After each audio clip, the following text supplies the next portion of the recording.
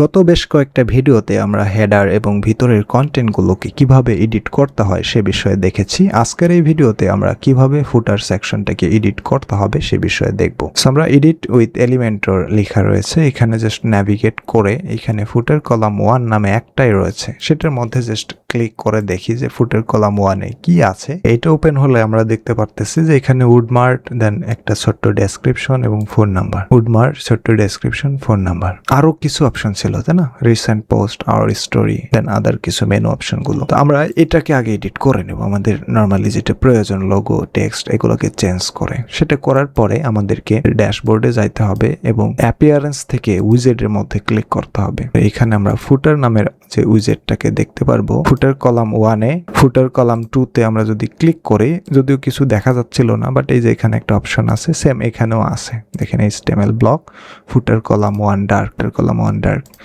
তো সেকেন্ড অপশনটাতে আমরা যাচ্ছি, ফুটার কলাম 2। এখানে যদি শো করে তাহলে তো হলেও ভালো, নাইলে এখানে ক্লিক করবো একটা। ক্লিক করলে এখানে টাইটেল দেখা আছে রিসেন্ট পোস্ট, রিসেন্ট পোস্ট। দেন এখানে আমাদের উডমার্ক রিসেন্ট পোস্ট নামের যে উইজেটটা অপশনগুলো রয়েছে সেগুলো শো করতেছে, যে প্লাস আইকনে ক্লিক করলে দেখেন এগুলো অপশন আছে, সেগুলোকে আমরা চাইলে এখানে নিয়ে আসতে পারি আমাদের প্রয়োজন অনুযায়ী। আমরা চাইলে এটাকে ডিলেটও করে দিতে পারি, দিয়ে অন্য কোনো সেকশন এখানে বসাইতে পারি।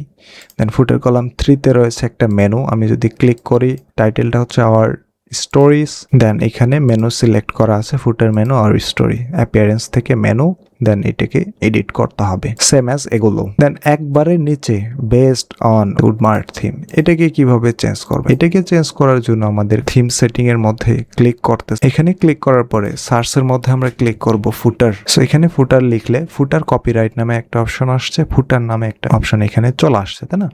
সো আমরা ফুটারের মধ্যে জাস্ট সিম্পলি ক্লিক করতেছি, তাহলে এই যে ফুটারের অপশনটা আসছে। কপিরাইটের মধ্যে ক্লিক করলে ওই লেখাটা এখানে আসছে, দেখেন based on wordmark theme. Actual text দ্বারা সেটাকে রিপ্লেস করে দিতে পারবো।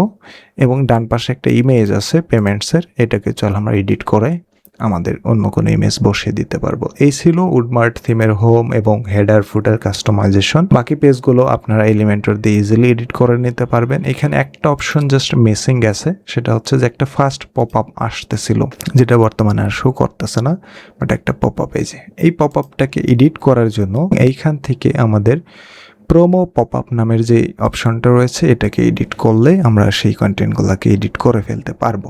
আশা করি এটা আপনারা পারবেন। এই হলো হোম পেজের ফুল কাস্টমাইজেশন। এখন আমরা ফাংশনাল ই কমার্স ওয়েবসাইট করার জন্য যে ফাংশনালিটিগুলো প্রয়োজন সেগুলোকে ঠিকঠাক করে নেব। নেক্সট ভিডিওতে আমরা সে বিষয়ে দেখব। সে পর্যন্ত সবাই ভালো থাকুন, সুস্থ থাকুন, আল্লাহ হাফেজ।